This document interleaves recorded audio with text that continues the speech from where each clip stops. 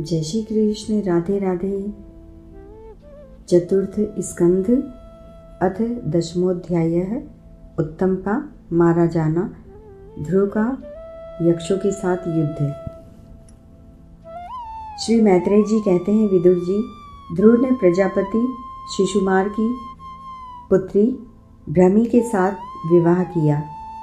उससे उनके कल्प और वत्सर नाम के 2 पुत्र हुए। महाबली ध्रुव की दूसरी स्त्री वायुपुत्री इला की थी। उससे उनके उत्कल नाम के 1 पुत्र और 1 कन्या रत्न का जन्म हुआ। उत्तम का अभी विवाह नहीं हुआ था कि एक दिन शिकार खेलते समय उसे हिमालय पर्वत पर एक बलवान यक्ष ने मार डाला। उसके साथ उसकी माता भी परलोक सिधार गई। ध्रुव ने जब भाई के मारे जाने का समाचार सुना तो वे क्रोध, शोक, उद्वेग से भरकर एक विजयप्रद रथ पर सवार हो यक्षों के देश में जा पहुँचे। उन्होंने उत्तर दिशा में जाकर हिमालय की घाटी में यक्षों से भरी हुई अलकापुरी देखी।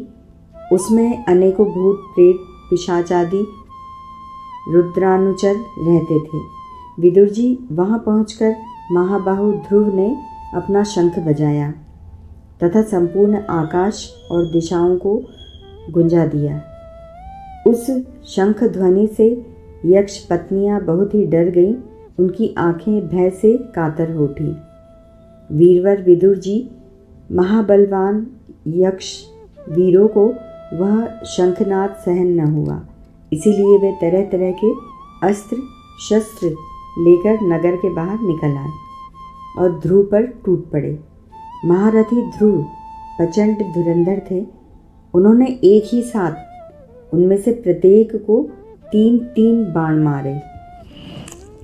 उन सभी ने जब अपने अपने मस्तकों में 3-3 बाण लगे देखे, तब उन्हें यह विश्वास हो गया कि हमारी हार अवश्य होगी।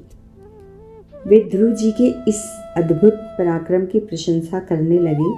फिर जैसे सर्प किसी के पैरों का आघात नहीं सहते, उसी प्रकार ध्रुव के इस पराक्रम को न सहकर उन्होंने भी उनके बाणों के जवाब में एक ही साथ उनसे दूने 6-6 बाण छोड़े। यक्षों की संख्या 13 अयुत थी। उन्होंने ध्रुव जी का बदला लेने के लिए अत्यंत कुपित होकर रथ और सारथी के सहित उन पर परिघ, खड्ग, प्रास, त्रिशूल, फरसा, शक्ति, रिष्टि, भुशुंडी तथा चित्र विचित्र पंख नाद बाणों की वर्षा की। इस भीषण शस्त्र वर्षा से ध्रुव जी बिल्कुल ढक गए। तब लोगों को उनका दिखना वैसे ही बंद हो गया जैसे भारी वर्षा से पर्वत का। उस समय जो सिद्धगण आकाश में स्थित होकर यह दृश्य देख रहे थे, वे सब हाय हाय करके कहने लगे, आज यक्ष सेना रूप समुद्र में डूबकर यह मानव सूर्य अस्त हो गया। यक्ष लोग अपनी विजय की घोषणा करते हुए युद्ध क्षेत्र में सिंह की तरह गरजने लगे। इसी बीच में ध्रुव जी का रथ एकाएक वैसे ही प्रकट हो गया जैसे कोहरे में से सूर्य भगवान निकल आते हैं। ध्रुव जी ने अपने दिव्य धनुष की टंकार करके शत्रुओं के दिल दहला दिए और फिर प्रचंड बाणों की वर्षा करके उनके अस्त्र शस्त्रों को इस प्रकार छिन्न भिन्न कर दिया जैसे आंधी बदलों को तितर बितर कर देती है, जैसे आंधी बादलों को तितर बितर कर देती है। उनके धनुष से छूटे हुए तीखे तीर यक्ष राक्षसों के कवचों को भेद कर इस प्रकार उनके शरीर में घुस गए जैसे इंद्र के छोड़े हुए वज्र पर्वतों में प्रवेश कर गए थे। विदुर जी, महाराज ध्रुव के बाणों से कटे हुए यक्षों के सुंदर कुंडल मंडित मस्तकों से सुनहरी ताल वृक्ष के समान जांघों से वलयवी भूषित बाहुओं से हार भुजबंद मुकुट और बहुमूल्य पंखड़ियों से पटी हुई वह वीरों के मन को लुभाने वाली समरभूमि बड़ी शोभा पा रही थी। जो यक्ष किसी प्रकार जीवित बचे वे क्षत्रिय प्रवर ध्रुव जी के बाणों से प्रायः अंग अंग छिन्न भिन्न हो जाने के कारण युद्ध क्रीड़ा में सिंह से परास्त हुए गजराज के समान मैदान छोड़कर भाग गए।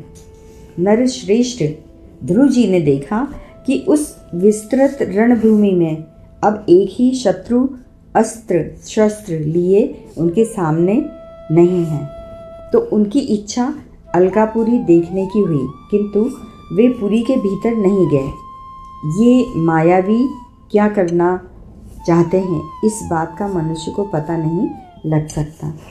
सारथी से इस प्रकार कहकर वे उस विचित्र रथ में बैठ रहे तथा शत्रु के नवीन आक्रमण की आशंका से सावधान हो गए। इतने में ही उन्हें समुद्र की गर्जना के समान आंधी का भीषण शब्द सुनाई दिया तथा दिशाओं में उठती हुई धूल भी दिखाई दी। एक क्षण में ही सारा आकाश मेघमाला से घिर गया। अब और भयंकर गड़गड़ाहट के साथ बिजली चमकने लगी। निष्पाप विदुर जी उन बादलों से खून, कफ, पीव, विष्ठा, मूत्र एवं चर्बी की वर्षा होने लगी और ध्रुव जी के आगे आकाश से बहुत से धड़ गिरने लगे। फिर आकाश में एक पर्वत दिखाई दिया और सभी दिशाओं में पत्थरों की वर्षा के साथ गदा, परीख, तलवार और मूसल गिरने लगे। उन्होंने देखा कि बहुत से सर्प वज्र की तरह फुफकार मारते रोषपूर्ण नेत्रों से आग की चिंगारियां उगलते आ रहे हैं। झुंड के झुंड मतवाले हाथी, सिंह और बाघ भी दौड़े चले आ रहे हैं। प्रलय काल के समान भयंकर समुद्र अपनी उत्ताल तरंगों से पृथ्वी को सब ओर से डुबाता हुआ बड़ी भीषण गर्जना के साथ उनकी ओर बढ़ रहा है। क्रूर स्वभाव असुरों ने अपनी आसुरी माया से ऐसे ही बहुत से कौतुक दिखलाए जिनसे कायरों के मन काँप सकते थे। ध्रुव जी पर असुरों ने अपनी दुस्तर माया फैलाई है। यह सुनकर वहाँ कुछ मुनियों ने आकर उनके लिए मंगल कामना की। मुनियों ने कहा, उत्तानपाद नंदन ध्रुव, शरणागत भंजन शारंग पाणी, भगवान नारायण तुम्हारे शत्रुओं का संहार करे। भगवान का तो नाम ही ऐसा है जिसके सुनने और कीर्तन करने मात्र से मनुष्य दुस्तर मृत्यु के मुख से अनायास ही बच जाता है। ओम इति श्रीमद्भागवते महापुराणे परमहंसायां संहितायां चतुर्थ स्कंधे दशमोऽध्यायः। हरि ओम तत्सत्।